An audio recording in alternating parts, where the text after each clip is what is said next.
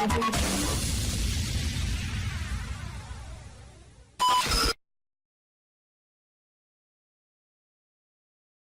to the show, everybody. I am Jason Dowd, your host, and this is a different show that we've ever done before because we are at the red carpet, as you could probably tell behind us, for The Little Mermaid, which is actually doing a premiere here at the Tampa Theatre, and I'm very excited to be a part of this. We're going to be talking to a couple of the main stars. We got Poppy, and we have William coming on here in just a little bit, and we're going to be talking to them about the movie and some of the fun stuff that they have, and we're going to show you the inside stuff that's going on as well. So this is going to be something you're not going to want to miss. We're going to go to a quick commercial break. We'll be back with some of the stars here in just a minute.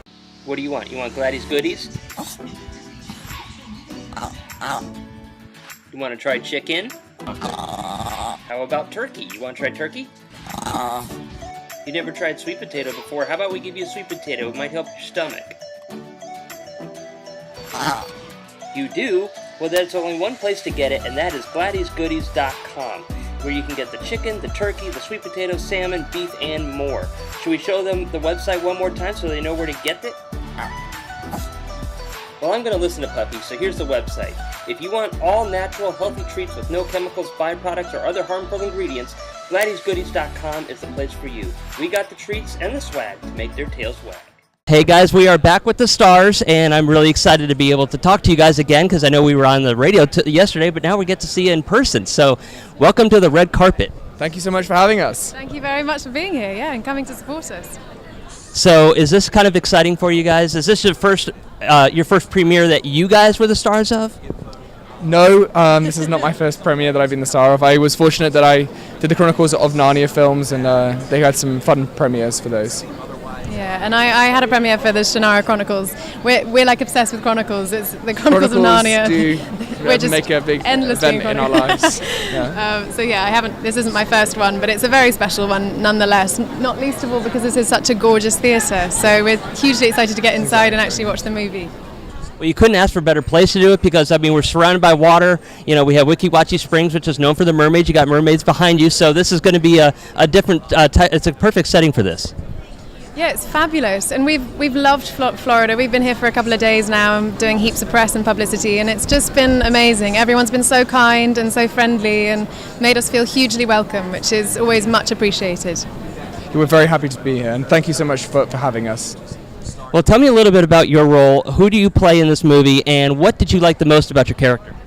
I play Cam Harrison, and he's an investigative reporter who's set on the task to find out about a mermaid in a Mississippi circus. So I love playing the character because it was fantasy adventure, and there's magic, there's excitement, and really more than anything there's like a little love story as well along the way, and every part of that spells one of those films from the past. The Princess Bride, all these sorts of lovely stories that we haven't seen in film for a while now. They're coming back around, and we're very happy to be leading the charge on it. I play Elizabeth, who's the mermaid who's trapped in a circus, and Cam and his niece attempt to rescue me, and you have to watch the film to see if they do or they don't. But So, really quick question for a backstory of your character. How did you get in the circus? That's a very good question. That's a great question. It's something that Blake and I discussed pretty early on. It was kind of suggested that Locke had found me in the sea. I'd maybe washed up on some shore somewhere, and he'd found me and captured me and sort of nursed me back to life, and then had kept my soul as almost like a prize. So, and then he sort of traipsed me around and realised he could make some money from me. So it was an interesting dynamic, the dynamic between myself and Locke, I think. A captor and a victim always. So it's exciting. And another interesting thing is, mermaids supposedly have these magical powers and stuff, and they can take over somebody. Was your character influenced by that, or was it just the compassion for the mermaid in the box? That's a good question. I think my character was a cynic to begin with, and then as the story goes on, he learns to believe in mermaids. And I think as the magic sort of comes through his personality, it turns it into love more than anything else, and he sees a great beauty in Elizabeth, and everything opens up to him in his life. I think he was struggling before he went down to Mississippi, and so it was just it was a beautiful journey for him, and a great arc for me to play as an actor.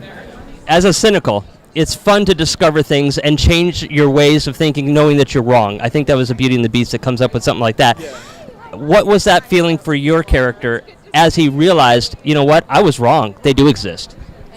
Yeah, I think that it's much like how we are, I suppose when you have a child. When you have a child, you automatically go back to being a child yourself, because you have to use your imagination. You have to let the material world, sort of the money-driven, material aspect of our entire lives that, as I said before, is a necessity. But you have to let it go when you have a child. And when he meets the mermaid, she truly shows him a better side of himself and a better side of life. And I think when she maybe leaves or doesn't leave, I can't really reveal the ending, he's left with something beautiful in himself. Awesome. Now, being with these mermaids and stuff like that, did you ever think about you were maybe wanted to be a mermaid when you were little, or did you want to discover mermaids, or what was your take in to be able to play this type of a role? Definitely. I don't think there are many little girls who don't want to be a mermaid at some stage in their life. So I definitely wanted to be a mermaid. My sister definitely wanted to be a mermaid. Pretty much every single little girl I talked to did want to be. So I was thrilled when I got the chance and the opportunity to play Elizabeth, and there wasn't a moment's hesitation before I agreed to take the part and to start training up to be a mermaid. So yeah, it was fab.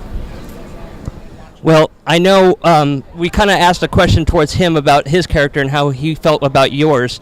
How did your character feel about his? What was some of the attractions to it? Was it the I can feel that this person can help me, or was it more of like a physical attraction? She was definitely. No, I wasn't. No, I think she had a huge amount of compassion for Cam, and I think she was just hugely appreciative that someone was able to come into her life, which was quite trapped and sad, and she was a bit lost. I mean, she had no hopes. She had no real means of escape. So when he sort of entered her life, and I think it wasn't just a means of escape. It wasn't just a way of getting out of the circus. It was for her. They had a much deeper connection and a real love there. And I think, I don't want to give away the ending, so it's really hard. Okay, I'll stop it there. But I think they had a really, really unique, beautiful connection, and I think it meant a great deal to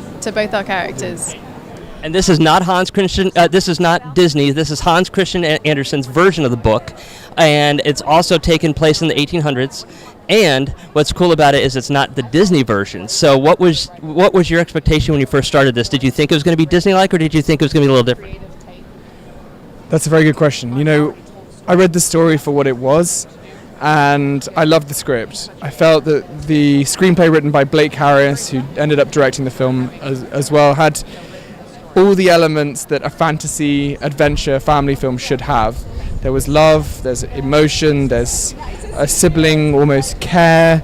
There was a magic of the time period of the South in the 1930s.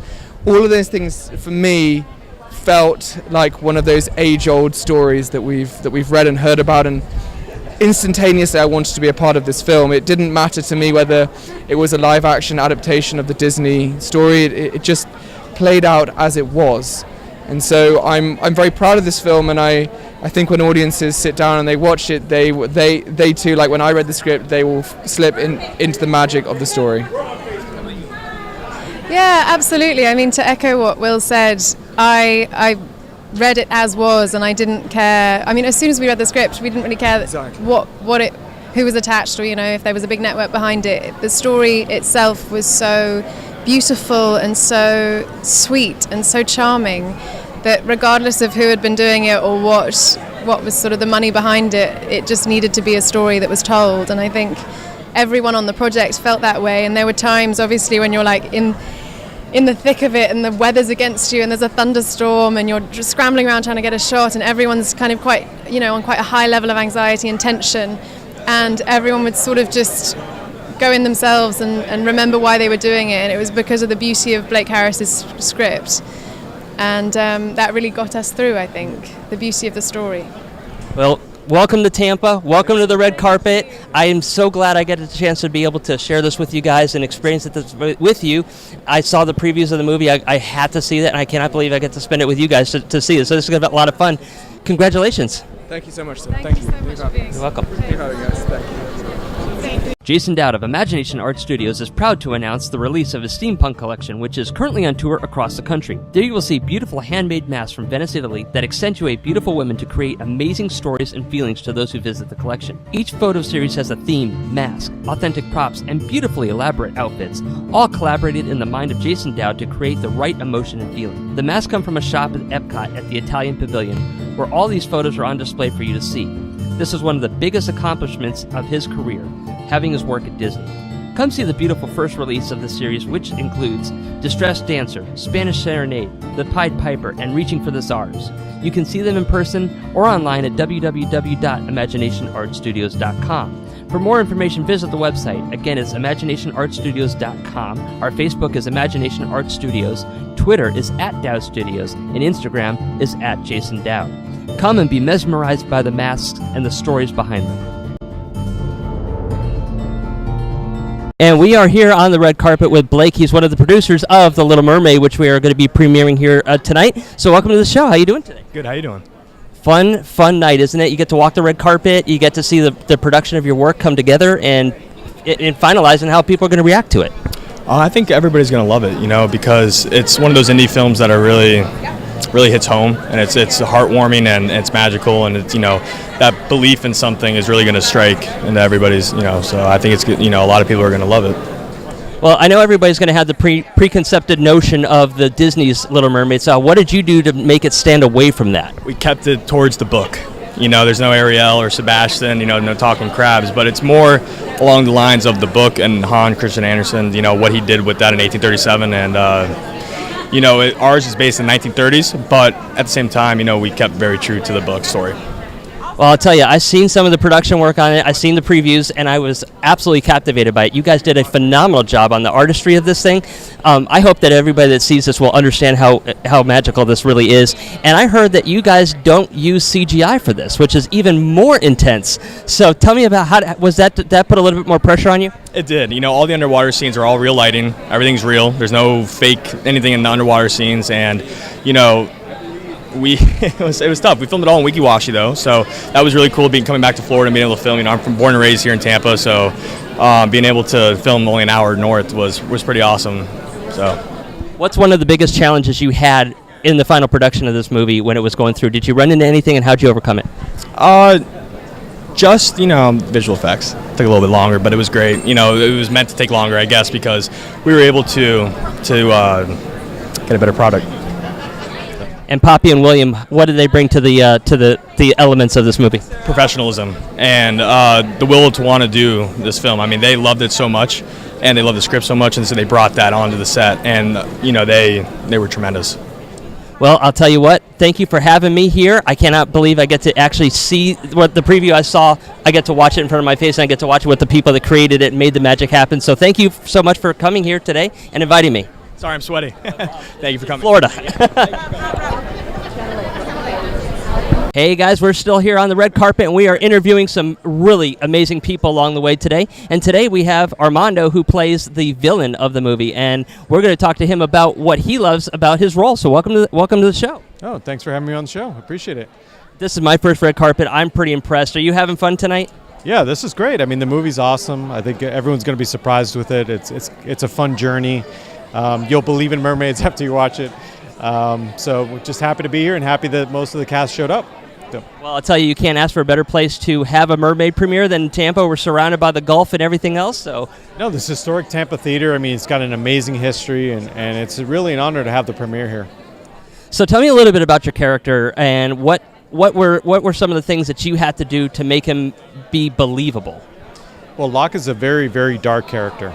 And I mean, from the minute I read the script, I knew he was a mysterious person that, he didn't say many words until later on in the story, but you knew that a lot was going on upstairs. And the journey that you take with Locke, considering he runs a circus and he's enslaved, the mermaid amongst other characters, So you're trying to figure out what his motive is the entire time. Why did he decide to enslave Elizabeth? Why did he, trap this mermaid? And as the story develops, you realize why, and then you'll see the entire arc of that character at the end, where he was just after more power. So. Well, I know to be a villain, you have to take it to the next level because you got to make people hate you. You can't be lovable and everything else. So what did you have to do to make yourself stand out and make people want to hate you?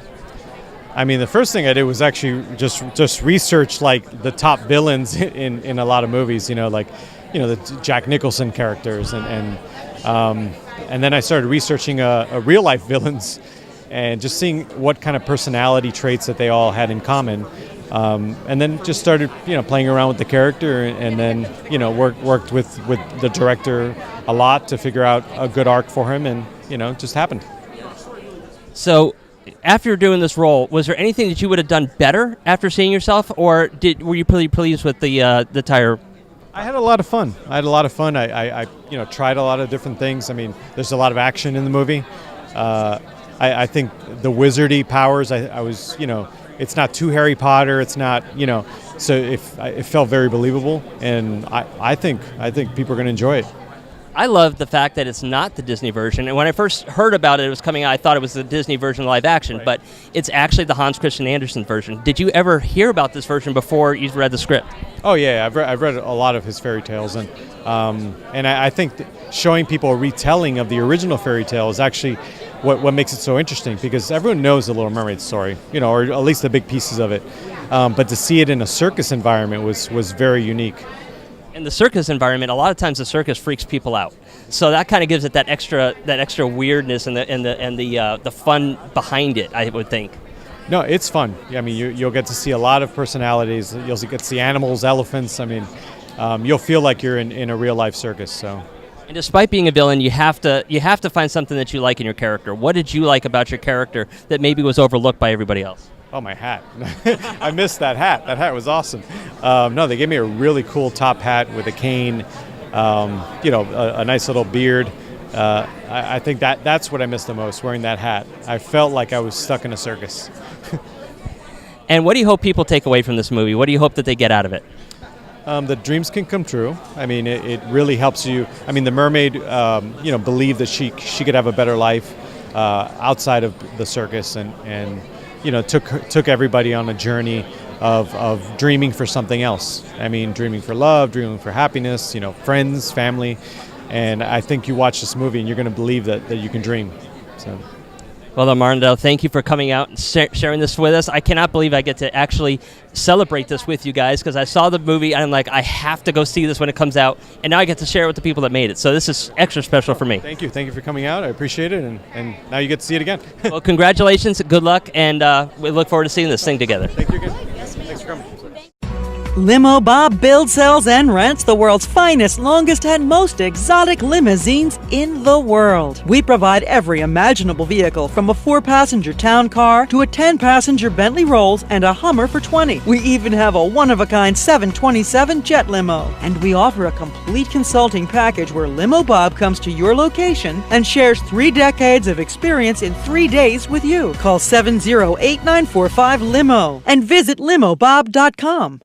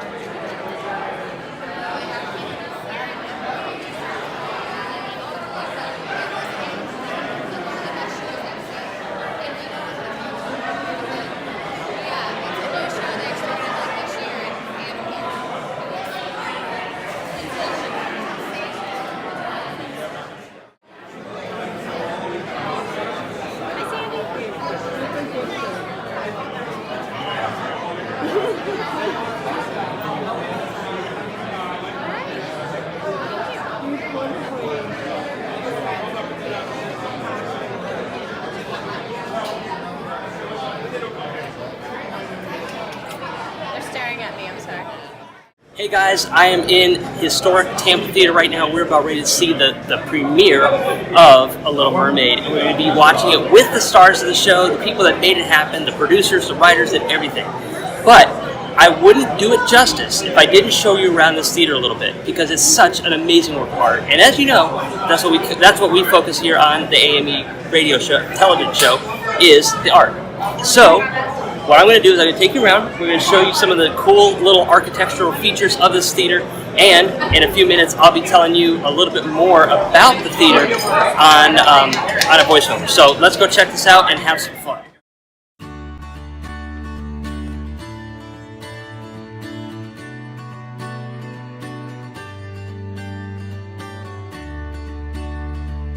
Designed by famed theater architect John Eberson and built by Paramount Pictures, Tampa Theatre opened on October 15, 1926 as America's most elaborate movie palaces. Like the other lavish downtown movie theaters around the country, Tampa Theatre was enormously popular when it opened. For only 25 cents, the common person could escape into an opulent fantasy land cooled by man-made air, enjoy first-class entertainment, and be treated like royalty by platoons of uniformed ushers. For decades, Tampa Theatre remained a jewel at the center of the city's cultural landscape, and generations of patrons stole their first kisses in the balcony, followed the world through the newsreels, and grew up coming to the theater week after week. But by 1950, times had changed. The post-war fight to the suburbs was having a damaging effect on the downtown businesses, and the movie palaces that lit up America's main streets were further impacted by the advent of television.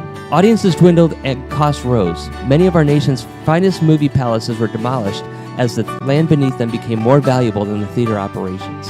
In 1973, Tampa Theatre was likewise slated for demolition, but the citizens rallied, communities reformed, community leaders got involved, and the city council struck a deal to purchase and preserve the building. By the time Tampa Theatre reopened to the public in January of 1977, it had become something of a national model of how to save an endangered theater. It was named to the National Register of Historic Places in 1978, and the Tampa City Landmark was the designation was created in 1988. Today, the Movie Palace is managed by the nonprofit Tampa Theatre Foundation and has become a remarkable success story. As one of the most heavily utilized venues of its kind in the country, Tampa Theatre's single auditorium hosts more than 600 events a year, including a full schedule of first-run and classic films, live concerts, special events, tours, and even educational programs. Since its rescue, the theater has welcomed more than 5 million visitors to downtown Tampa, including 1 million school children for field trips and summer camps, all within the context of Tampa's largest historic preservation project.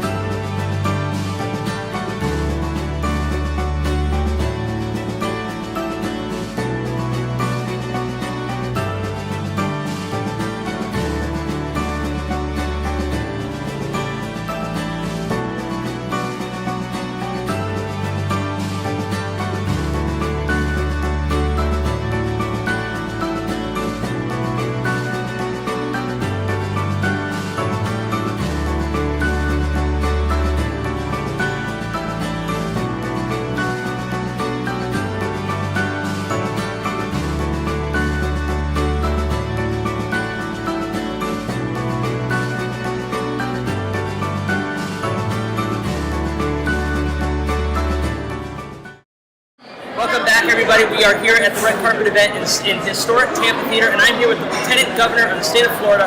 His name is Carlos Quintero, and we are really excited about this tonight. What does this mean for Florida? Well, any movie premiere in Florida is a good premiere, and we're excited about tonight. We brought the wife and kids, and they're excited about seeing the movie. It's a great story. Know the producers are good people, so we're looking forward to it, and looking forward to more of them in the future. And this was actually taken here in Florida, wasn't it? As I understand it, I haven't seen it, but many scenes were.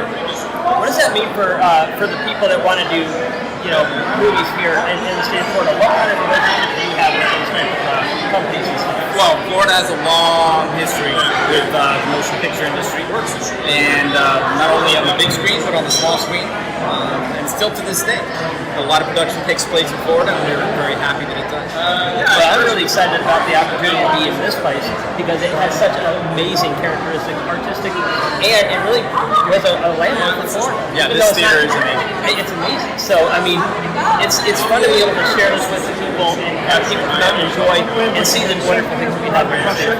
Absolutely, absolutely. And Tampa Bay is a beautiful part of the state. It's doing wonders. It's growing phenomenally. And, Florida's doing very well. Lots of people are moving to this state every day. Now, this movie happens to be about mermaids. Have you ever seen a mermaid on the shores of Tampa Bay? Well, tonight I plan on seeing one. Well, I got to meet the real one that played it, but hopefully we'll see a real one in person someday. Maybe. Thank you for joining me. Enjoy the show. If any other industry tried to do something like this, they'd go to jail. Stuart Venner helps people out of timeshares. He warns we're pawns. Yes, we are. Venner says timeshares lose so much value they're nearly worthless when buyers opt to sell. If you can get anything, it's really a miracle. When there aren't any nibbles, Venner's tried giving deeds back to developers, but he says they refuse. They're telling people it's worth $15,000, $20,000, $30,000, and I offer it to them for nothing, and they don't want it back. Finance guru Dave Ramsey goes farther, labeling timeshares one of the biggest scams to. Are you stuck with a timeshare? Did you attend the presentation and were seduced and enticed into buying that great vacation and investment? Now you're in the terrible position of trying to figure out a way to get out of that mess. You're not alone. For over 15 years, BuyYourTimeshare.com has been helping people like yourself get out of timeshare ownership. The fact is, there is no resale market. Unscrupulous telemarketers call you and say they have buyers waiting, and the next thing that happens is you give them hundreds of dollars for an ad, and you'll never hear from them again. Another fact is that an identical timeshare to yours is being offered on eBay for $1, and no one is buying it. If you want out of your timeshare, I urge you to go to BuyYourTimeshare.com or call them at 877-94-HELP-ME. That number again is 877-94-HELP-ME. BuyYourTimeshare.com. That's BuyYourTimeshare.com. 877-94-HELP-ME. 877-94-HELP. Writer and director William Harris. Poppy Drayton. William Moseley.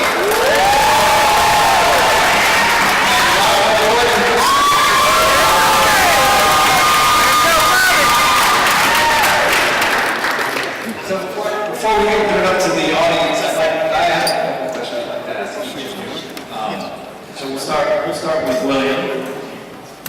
So after being part of such big productions and successful TV shows, what drew you to this project and made you want to be a part of it? What drew me to the project and made me want to be a part of it was the script. Blake wrote such a beautiful story, as you all saw, and I didn't think the film could go wrong with that blueprint. When I read it, I felt the magic, I felt the kiss at the end that everybody got here, and I just thought I couldn't not hold on that film. And the making of the film, it's a labour of love. It's a small film with a big heart, and I think everybody felt that today, and I'm so proud of the outcome. And thank you to Blake as well. Thank you. And Jessica. This gets much for both of you. Since this is the first time you've both seen this movie, what did you think? I thought it was charming. It was nice watching it because it takes you back to all the memories that we made filming it.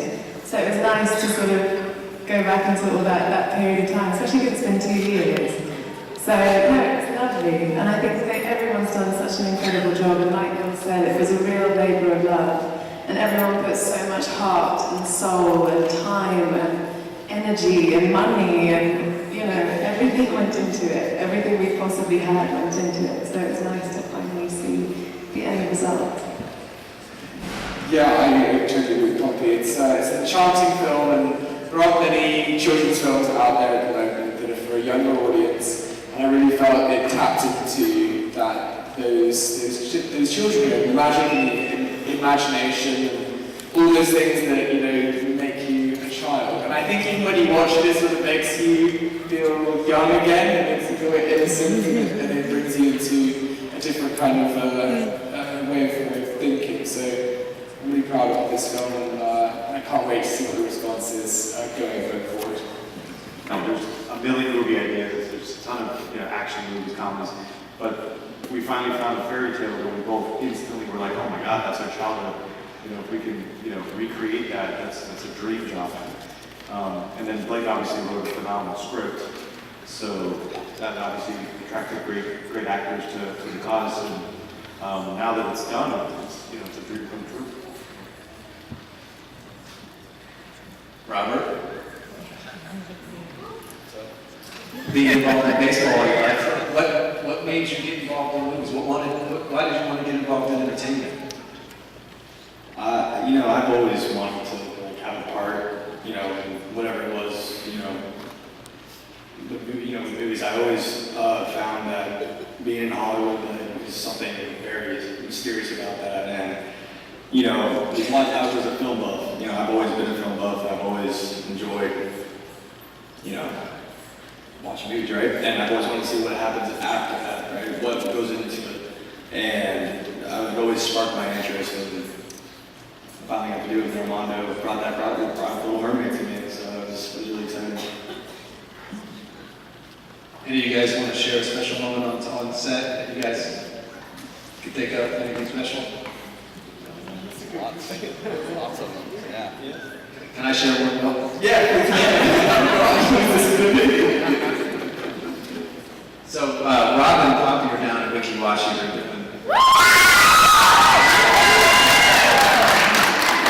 Armando and Will are doing a scene, so I guess I'm the only guy that is in charge for some reason.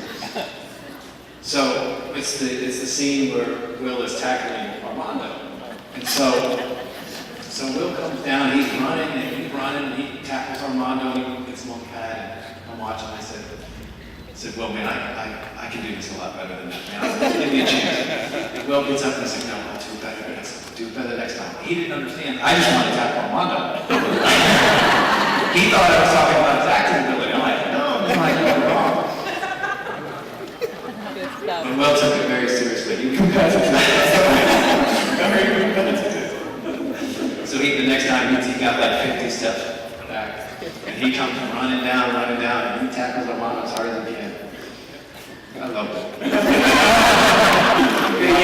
I have a slightly competitive edge. And actually, it's a very competitive edge. And actually, one of my favorite memories of this film was, there's so many beautiful shooting memories. The sunset scene that you saw there, that was just luck, really, that we were fortunate enough to finish the shoot on a sunset with the light coming through. You dream about those things as filmmakers. And as Rob was saying before, people have to go through the mud. He had to literally trail through the mud in order to make that shot happen. And I think as you saw, it's a magical, beautiful moment. But really, one of my favorite memories of the film is when we were watching basketball together. All of us, we had a really good crew, and we had Rob and his friends help out, and we felt we were all very connected. And this film, as I said before, was a labor of love. It was a small film, and we all just pulled together, and having that kind of bond you don't find in a lot of films. And that's why I'm just so appreciative for the crew and Rob's friends and Rob, and that's what made this film such a great experience for me.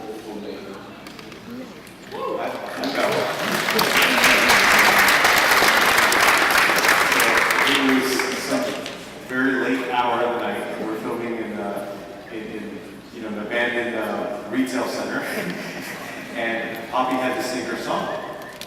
And it was the end of the day. Everyone was super tired, and we're expecting everyone to say, "Oh, that's it. We'll finish up tomorrow." And she sings the song, and Rob walks up to me, tearing.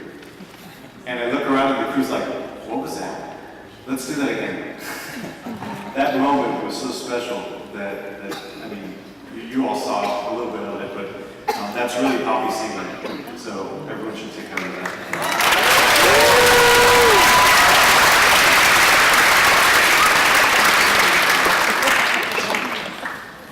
So I guess anybody in the audience have any questions?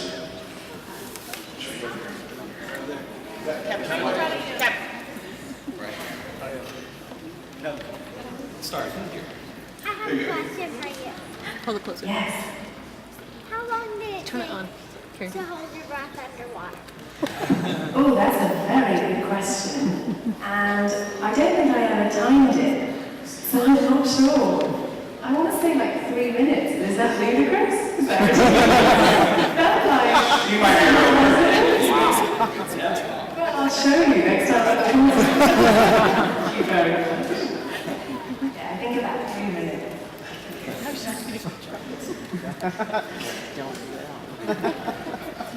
Well, I'm kind of loud. Can you hear me? Yeah. Is it working now? Oh, okay. I noticed at the end that it said special effects makeup by Toby Sells. He does a lot of like the Zombieland stuff, right? So what kind of part do you think that his contribution played to the film, and what would it have been like without the special effects makeup? I'll tell you, my daughter is studying special effects makeup. That's what I'm asking. That's a great question. I think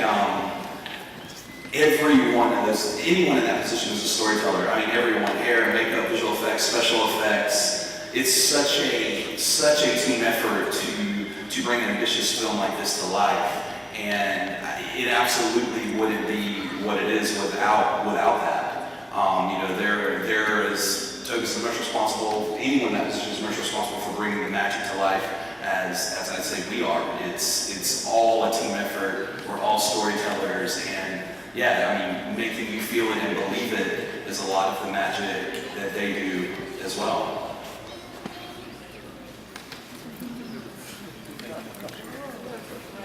What is right here?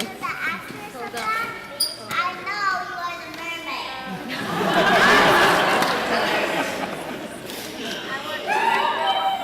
Do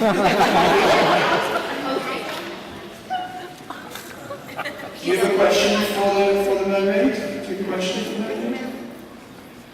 She just wanted to verify that I was the mermaid.